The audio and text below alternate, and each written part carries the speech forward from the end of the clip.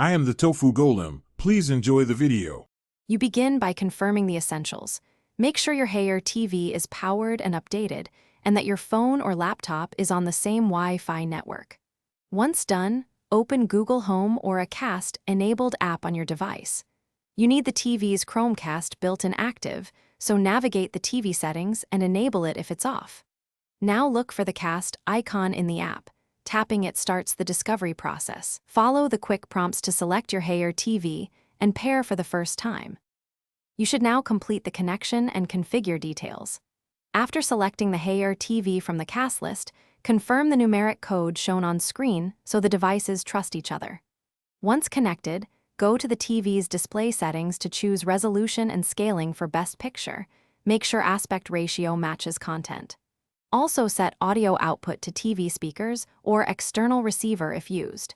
If others will cast, enable guest mode or adjust permission settings.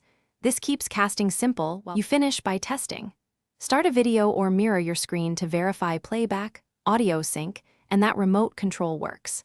If you see buffering or disconnections, restart the router, TV, and the casting device in that order, and try switching bands to 5 GHz for less interference.